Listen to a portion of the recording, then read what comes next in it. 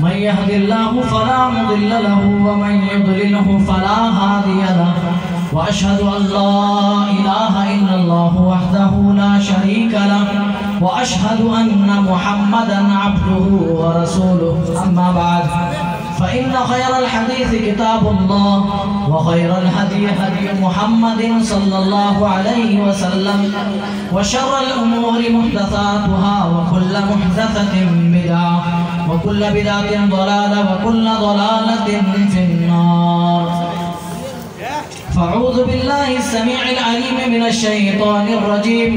بسم الله الرحمن الرحيم. إن الصلاة تنهى عن الفحشاء والمنكر ولذكر الله أكبر والله يعلم ما تصنعون. جناب صاحب معزز و مکرم علماء کرام، دینی ملی بھائیوں اور ہماری مائیں اور بہنیں، اللہ رب العالمین ہی کے لیے ہر قسم کی مدح و ثنا، کبریائی، برتری، بڑائی اور بزرگی ہے، جو ہم سب کا خالق و مالک، مربی، پالنہار، نگہبان و نگہدار ہے۔ بعدو انگنت درود و سلام نازل ہوں اللہ کے تمام انبیاء و رسول پر، خصوصاً بالخصوص احمد مجتبی محمد مصطفیٰ صلی اللہ تعالیٰ علیہ وسلم پر، اللہم صلی وسلم و بارک علیہ۔ آپ کے بیچ اپنی ٹوٹی پھوٹی زبان سے جس موضوع کے تحت کچھ باتیں رکھنا چاہتے ہیں وہ نماز سے متعلق ہے۔ آپ کو بخوبی معلوم ہے کہ یہ ایک ایسا ٹاپک ہے جس پر لگ بھگ سبھی مقررین، سبھی خطبہ تقریر کرتے ہیں، یعنی سب سے زیادہ کسی ٹاپک، کسی موضوع، کسی عنوان پر اگر گفتگو ہوتی ہے تو وہ نماز کا ہی ٹاپک ہوتا ہے۔ چھوٹے چھوٹے بچے بھی انجمن میں یہی ٹاپک زیادہ چنتے ہیں اور اسی کو پسند کرتے ہیں، لیکن تکلیف کی بات یہ ہے کہ سب سے زیادہ اسی ٹاپک پر تقریر سننے کے بعد بھی سب سے زیادہ مسلمانوں کے اندر غفلت ہے، کوتاہی ہے، تو اسی نماز کے اندر ہوتا ہے۔ تو اس سے یہ اندازہ لگتا ہے کہ صحیح معنوں میں ہم نے نماز کی اہمیت کو جانا نہیں، اس کی فضیلت کو پہچانا نہیں، اور نماز پڑھنے والوں کا اللہ کے یہاں مقام کیا ہے اس سے بھی ہم آشنا نہیں۔ اللہ تعالیٰ سے دعا کرتا ہوں کہ باری لا میں حق بات کہنے کے توفیق عنایت فرمائے، کہنے والے اور سننے والے کو مکمل طور پر عمل پیرا ہونے کی توفیق دے، آمین تقبل یا رب العالمین۔ چلیے اپنی بات کا آغاز ڈائریکٹ کریں ایک حدیث پاک سے۔ اللہ کے رسول صلی اللہ علیہ وسلم نے نماز کو ستون کہہ کر کے اس طرح تعبیر کیا: رأس الامر الاسلام وعمود الصلاة وذروة سنامہ الجہاد، کہ معاملات کی جو جڑ ہے نا وہ اسلام ہے، اور اس کا پیلر، اس کا ستون نماز کو بتایا گیا۔ اب آپ بتائیے، اگر کسی عمارت کے اندر ستون نہ ہو تو وہ عمارت قائم رہ سکتی ہے، کھڑی رہے گی؟ نہیں، چشم زدن ہی اوپر سے جھرجھرا کر وہ بلڈنگ، وہ عمارت گر جائے گی۔ ہماری زندگی بھی قائم نہیں رہ سکتی ہے۔ آپ دوسرے لفظوں میں تعبیر یوں سمجھیں کہ ہم فلاح و کامرانی نہیں پا سکتے، ہم دنیا میں بھی کامیاب نہیں ہو سکتے نماز کے بغیر، اور آخرت میں بھی نجات نہیں مل سکتی ہمیں۔ اور فرمائے وَذِرْوَةُ سَنَامِ الْجِہَاد، جہاد جو ہے اس کی چوٹی ہے۔ اور اگر اہمیت معلوم کرنی ہے، صحیح بخاری کتاب التوحید اٹھائیے، جہاں پر اللہ کے رسول صلی اللہ علیہ وسلم کا پورا معراج کا واقعہ ذکر ہے۔ ساری عبادتیں آپ غور کیجئے دنیا میں فرض ہوتی ہیں، لیکن نماز کی باری آئی دنیا میں فرض نہیں، بلکہ اللہ کے رسول کو اللہ نے اوپر بلایا، نبی کو معراج کرائی گئی، اور نبی صلی اللہ علیہ وسلم کو یہ تحفہ اللہ تعالیٰ نے معراج میں دیا، معراج میں یہ تحفہ دیا اللہ تعالیٰ۔ اور مسلمانوں، خصوصاً نوجوانوں، نماز سے کوسوں دور رہنے والے لوگوں، ذرا یاد کرو، یہ تو امت کے تئیں نبی کی مہربانی کہ آپ نے 50 سے 5 نمازیں اللہ تعالیٰ سے تخفیف کرائیں۔ اگر وہی نمازیں 50 باقی رہ جاتی تو ہم کیسے پڑھتے؟ آج ہم سے 5 وقت کی نمازیں ادا نہیں ہو پاتی ہیں. آج ہمارے پاس 5 وقت نمازوں کے لیے ٹائم نہیں. ہمارے پاس کرکٹ کھیلنے کے لیے وقت ہے, ہمارے پاس گانے سننے کے لیے وقت ہے, فلمیں دیکھنے کے لیے ٹائم ہے, کام کاج کرنے کے لیے ہمارے پاس وقت ہے, لیکن نماز کے لیے ہمارے پاس وقت نہیں ہے. یہی نماز جو 5 وقتہ نمازوں کی شکل میں آج ہمارے پاس ہے, جانتے ہو اللہ تعالیٰ نے 50 وقت کی نمازیں رسول کو انعام میں دیا تھا, لے کر چلے آ رہے تھے. کتاب التوحید صحیح بخاری آپ پڑھیں گے, امام بخاری نے پورا معراج کا واقعہ ذکر کیا ہے. حضرت موسیٰ علیہ السلام سے چھٹے آسمان پہ ملاقات ہوئی, کہا کیا تحفہ ملا اللہ کی طرف سے؟ کہا 50 وقت کی نماز. کتنے؟ 50 وقت کی نماز. اللہ اکبر.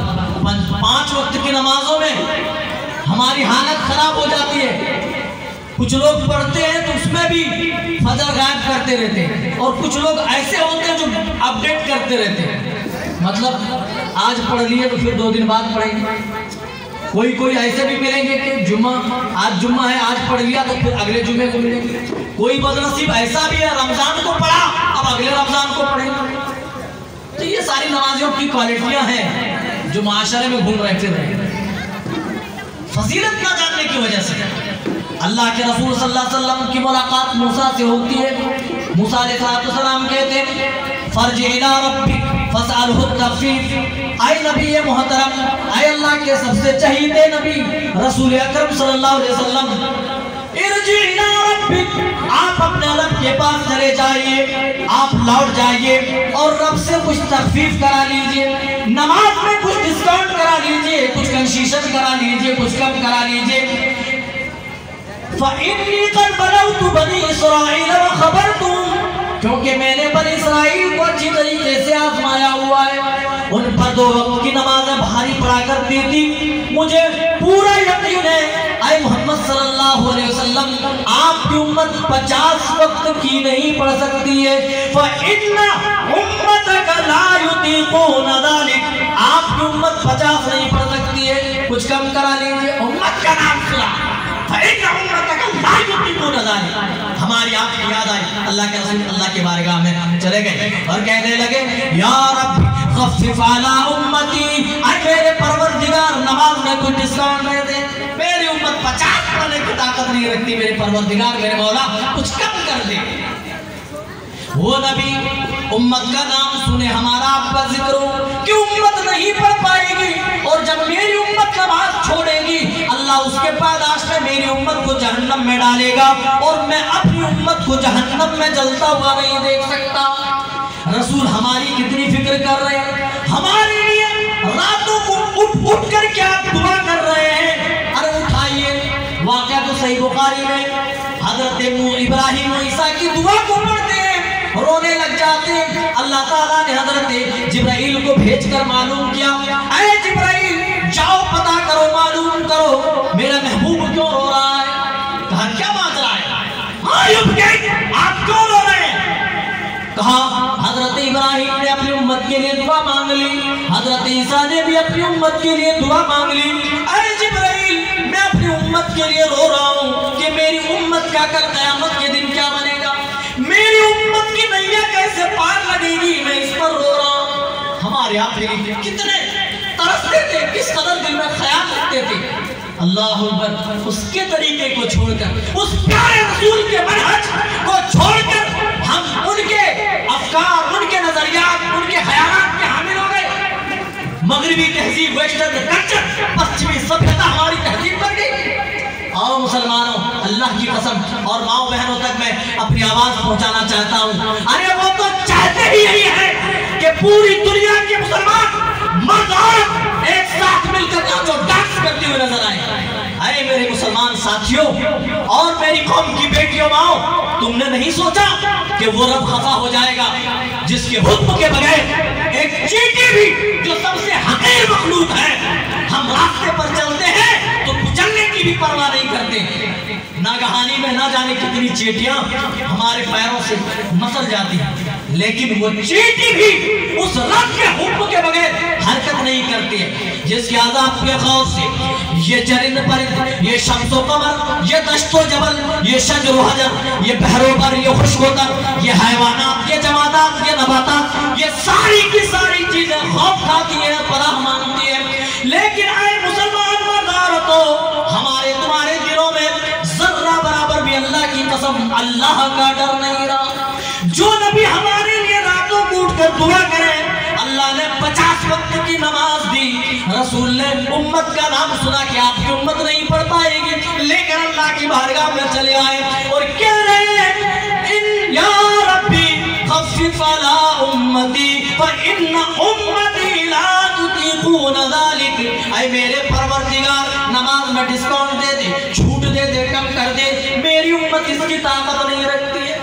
ان کے طریقے پر، ان کے طریقے کو چھوڑ کر آج ہم پھر ایکٹروں کے طریقے پر بھاگ رہے ہیں. اور نوجوان ساتھیوں، وہ کان میں بالیاں پہنے تو تم بھی پہنتے ہو، حالانکہ وہ تمہیں پہچانتا تک نہیں ہے. رب کعبہ کی قسم وہ تمہیں جانتا تک نہیں ہے. وہ بغل بغل سے بال کٹائے، قضا کرائے، جس قضا سے میرے نبی نے منع فرمایا. تم بھی شوق سے قضا کراؤ. وہ کٹی ہوئی پینٹ پہنے، تم بھی پہنو. میرے رسول آپ تمہارے لیے نمازوں کا ڈسکاؤنٹ کرا رہے. کہہ رہے کہ مسواک اگر میری امت پر مشقت نہ ہوتی تو میں فرض کر دیتا، لیکن میری امت پر مشقت ہے، بھاری ہے. میری امت مسواک چھوڑے گی تب تک فرض نماز چھوٹ جائے گی. اگر آپ کو معلوم ہوتا کہ مسواک چھوڑنے کے بعد بھی میری امت کے لوگ نمازوں کو چھوڑیں گے، رب کعبہ کی قسم ہے نبی کی نگاہ میں مسواک کی اس قدر اہمیت تھی، اس قدر تھی، آپ مسواک کو ضرور فرض کر دیتے. اٹھائیے صحیح بخاری باب مرض النبی صلی اللہ علیہ وسلم. آپ کو معلوم ہوگا انتقال کے وقت بھی آپ نے مسواک کو ترک نہیں کیا. اس سے بڑھ کر آپ کا شوق کیا ہو سکتا ہے؟ اس کے باوجود امت کو حکم نہیں دیا اور آپ بتا رہے ہیں لولا ان اشق علی امتی لعملت بالسواک. میں چاہتا اگر یہ چیز مسواک میری امت پر مشقت نہ ہوتی، گرا نہ ہوتی، تو میں اپنی امت کو حکم دیتا تاکیدی حکم، تو یہ چیز فرض ہو جاتی مسواک. اگر میری چلو دیہات کے لوگ نہیں ممکن ڈھونڈ لیں گے، لیکن جو بیچ ٹاؤن، بیچ شہر، بیچ سٹی میں رہتے ہیں وہ کہاں سے مسواک لینے کے لیے جائیں گے؟ جب تک مسواک لیں گے تب تک یہاں سے نماز ختم ہو جائے گی. کتنا خیال رکھا. رسول کو معلوم ہے کہ میری امت نماز چھوڑے گی، ورنہ ضرور مسواک فرض کرتا. اسی طرح نماز کم ہوتی گئی، ٹھیک ہے 5 رہ گئی. پھر بھی حضرت موسیٰ علیہ السلام کہنے لگے آپ کی امت اتنی بھی نہیں پڑے گی، اس پر بھی بہانہ بازی کرے گی. حضرت اللہ کے رسول صلی اللہ علیہ وسلم نے فرمایا موسیٰ علیہ السلام رہنے دیجئے، میری امت اس کو ادا کر لے گی. مجھے بار بار اللہ کے یہاں جانے میں شرم محسوس ہوتی ہے. ارے 50 سے 40، 40 سے 30، 30 سے 20، 20 سے 10، 10 سے 5 رہ گئی. ارے اتنی تو میری امت پڑھ ہی سکتی ہے. لیکن اللہ نے بھی ایک اعلان کیا، وہ اعلان سن لو. نماز کی کوالٹی الگ ہے، کوانٹٹی الگ ہے. ہاں کوالٹی اور کوانٹٹی دونوں لے کر کے جائیے. اللہ نے فرمایا یہ نماز میں نے اے نبی آپ پر اور آپ کی امت پر 5 وقتہ نمازیں، دن اور رات میں 5 وقت کی نمازیں فرض کر دی ہیں. آپ نے آپ کی امت میں سے مرد عورت کسی نے بھی اگر 5 وقت با جماعت نماز ادا کر لی تو وہ 5 وقت کی نماز نہیں بلکہ وہ 50 وقت کی نماز ادا کر رہا ہے. جو 5 وقتہ نمازوں کی پابندی کر لے اسے 5 وقت کی نماز پڑھنے کا ثواب نہیں بلکہ اسے 50 وقت کی نماز پڑھنے کا ثواب دیا جائے گا. یہ ہے نمازوں کی برکت، یہ ہے نمازوں کی برکت. او مسلمانوں، تم کہاں کھوئے ہوئے ہو؟ 1.5 GB جو تمہیں ختم کرنا ہے روزانہ. ایک آدمی معلوم ہے بیٹھ کر کے ویڈیو دیکھ نہیں رہا ہے، اس کو خود کام کرنا ہے، لیکن چونکہ اس کو 1.5 GB جو ڈیٹا مل رہا ہے روزانہ اس کو ختم کرنا ہے تو ویڈیو یوٹیوب سے چالو کر کے چال پر رکھ دیا ہے. چل رہا ہے ویڈیو دھانا دھن، وہ سن بھی نہیں رہا ہے. میں نے پوچھا رہے کام کر لو یا پھر سن، تو اس نے کہا پیسہ وصول کر رہے ہیں. یہی چیز ایک باقی رہ گئی مسلمان. جو چیز کرنی تھی اس کو تو ہم نے کیے نہیں. نماز ایک ایسی چیز ہے جو کسی بھی حال میں معاف نہیں. اللہ کے رسول صلی اللہ علیہ وسلم نے اسی نماز کی اسی اہمیت کے پیش نظر آپ نے حکم دیا تھا مروا اولادکم بالصلاۃ وهم ابناء 7 سنین. جب تمہارے بچے 7 سال کے ہو جائیں تو انہیں نماز کے لیے بولو. اور وَضْرِبُوهُمْ عَلَيْهَا وَهُمْ أَبْنَاءُ 10 سِنِينَ اگر 10 سال کے ہو جائے نماز میں کوتاہی کرے سستی کرے سویا رہ جائے تو تھوڑا مارو، جبکہ اسلام مار کی سخت مخالفت کرتا ہے، اس کے باوجود مار کا لفظ استعمال کرنا نماز کی اہمیت پر دلالت کرتا ہے کہ نماز بہت ہی زیادہ اہمیت کی حامل ہے، کسی بھی حال میں نماز کو ترک نہیں کیا جا سکتا ہے۔ قرآن پڑھیے، اللہ نے جب نماز کا ذکر کیا، الف لام میم سے سورہ بقرہ کا آغاز اللہ نے کیا، پھر فرمایا ذالک الکتاب لا ریب فیہ، یہ ایسی کتاب ہے جس کے اندر ذرہ برابر بھی شک کی گنجائش نہیں، ھدی للمتقین، یہ کتاب اللہ سے ڈرنے والوں کے لیے ہدایت کرنے والی اللہ سے ڈرنے والوں کے لیے یہ کتاب ہدایت اور ہدایت ہے، ٹھیک ہے۔ الذین یؤمنون بالغیب ویقیمون الصلاۃ، جو لوگ غیب پر ایمان رکھتے ہیں اور نماز قائم کرتے ہیں۔ نماز کی بات آ گئی، جہاں پر بھی اللہ کی قرآن پڑھیں گے،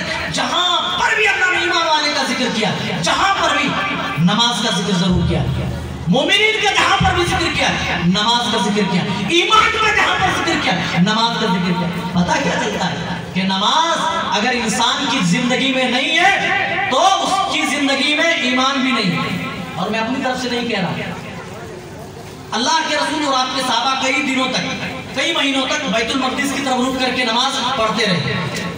اللہ کے رسول کی تمنا تھی کہ قبلہ بیت اللہ شریف کو بنا دیا جائے، کعبۃ اللہ کو بنا دیا جائے۔ نماز ہی میں وہی نازل ہوتی ہے، تحویل قبلہ کی آیت نازل ہوتی ہے۔ اللہ کے رسول نے نمازی میں قبلہ چینج کر لیا، بدل لیا۔ آپ ابتدا میں جو صحابہ نماز پڑھ رہے تھے انہوں نے بھی اپنا رخ الگ کر لیا، کعبے کی طرف پھیر لیا۔ بعد میں کافروں کو پتا چلا، مکے کے لوگوں کو، کہ مسلمان اب بیت المقدس کے بجائے کعبۃ اللہ کی طرف رخ کر کے نماز پڑھ رہے ہیں۔ تو جانتے آج کیسے جو لوگ نماز پڑھتے ہیں ان کو کیسے کہنا مارتے، سو بلی کھا کر حاجی چلے حج کرنے، بلی چلی حج کو ایسے بولتے۔ بڑے نمازی صاحب بن گئے، بڑے قاضی صاحب بن گئے، بڑے مولوی صاحب، اس طرح تانا دیتے۔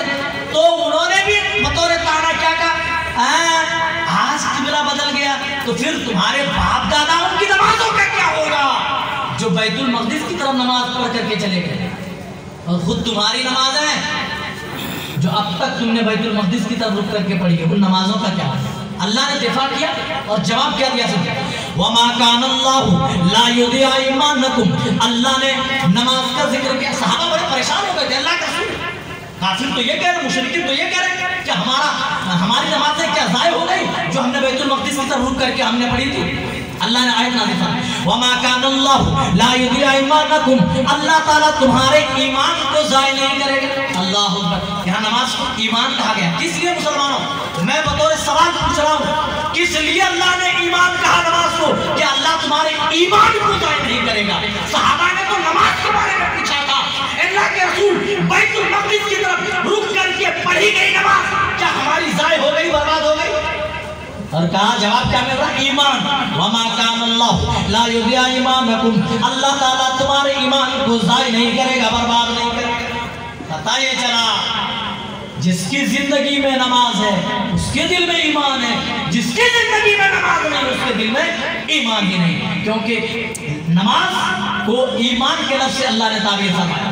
تو یہاں پر بھی اللہ نے کہا ھدی للمتقین کے بعد الذین یؤمنون بالغیب، جو غیب پر ایمان رکھ، اللہ کو دیکھا نہیں، رسول کو دیکھا نہیں، ایمان ہے۔ وَيُقِيمُونَ الصَّلَاةَ، اور جو لوگ نماز قائم کرتے ہیں، وَيُؤْتُونَ، اور جو زکوٰۃ دیتے ہیں، وَمِمَّا رَزَقْنَاهُمْ يُنْفِقُونَ، اور جو کچھ اللہ نے روزی دی ہے اللہ کی روزی سے وہ خرچ کرتے، کنجوس نہیں ہوتے۔ اور فرمایا اے نبی آپ پر جو نازل ہوئی ہے وَمَا أُنزِلَ إِلَيْكَ مِن قَبْلِكَ، جو آپ سے پہلے نازل کی گئی، وَبِالْآخِرَةِ يُوقِنُونَ، وَبِالْآخِرَةِ هُمْ يُوقِنُونَ، اور جو یوم آخرت یعنی قیامت پر ایمان رکھتے ہیں۔ پھر اس کے بعد دیکھیں کتنی بڑی نمازیوں کے لیے بشارت دی گئی، أُولَٰئِكَ عَلَىٰ هُدًى مِّن رَّبِّهِمْ وَأُولَٰئِكَ هُمُ الْمُفْلِحُونَ، یہی وہ لوگ ہیں جو رب کی طرف سے بھیجی گئی ہدایت کے اوپر۔ حضرت آدم و حوا سے جب غلطی سرزد ہوئی اللہ نے دنیا میں بھیجا تو معلوم ہے اللہ نے کیا کہا، اب میری طرف سے تمہارے پاس ہدایت آئے گی، فَمَن تَبِعَ هُدَايَ فَلَا خَوْفٌ عَلَيْهِمْ وَلَا هُمْ يَحْزَنُونَ، تو جو شخص میری हिदायत की पैरवी करेगा वो शख्स ना उस दिन उसके लिए कोई डर होगा और ना ही ऐसा शख्स वहां पे रंजीदा होगा, गमगीन होगा। वही बात यहाँ पर भी कही जा रही है, ये अपने रब की तरफ से भेजी गई हिदायत के ऊपर है।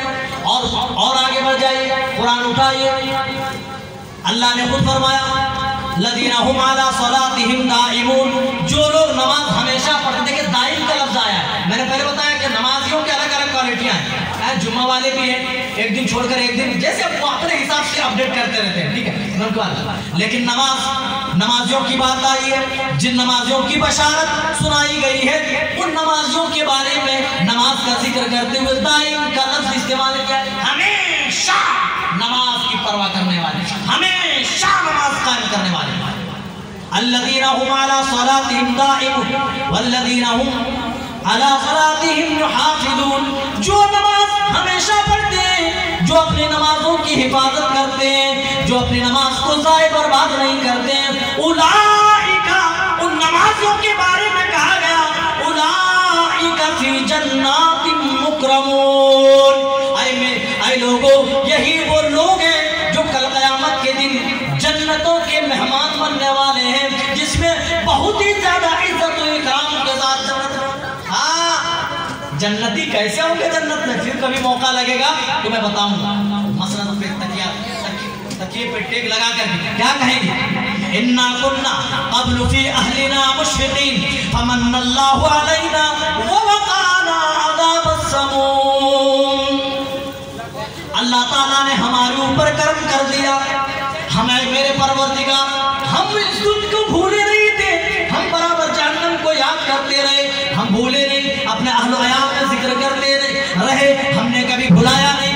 आज अजर ये मिला, फमन्नल्लाहु अलैना, हमारे ऊपर अल्लाह ने करम कर दिया, व वक़ाना अज़ाबस समूम, और हमारे सरों से अज़ाब समूम उतार दिया। कितनी बड़ी मुसीबत। बश्शिरिल मशाईन फी ज़ुलुम इलल मस्जिद बिन नूरित ताम यौमल क़ियामा, नमाजियों के लिए कहा गया, उन नमाजियों के लिए खुशखबरी सुना दो जो रात के अंधेरों में मस्जिद की तरफ चल करके जाते हैं। बश्शिरिल मशाईन फी ज़ुलुम बिन नूरित ताम, बश्शिरिल मशाईन फी ज़ुलुम इलल मस्जिद बिन नूरित ताम यौमल क़ियामा, मुकम्मल नूर की उस दिन बशारत सुना दो कि क़यामत वाले दिन इन्हें मुकम्मल नूर मिलने वाला, मुकम्मल कंप्लीट रोशनी, लाइट मिलने वाली। और मैं, अल्लाह ने किस लाइट की बात कही, किस रोशनी की बात कही है, मैं बतौर दलील में एक आयत लेता हूँ कुरान करीम से।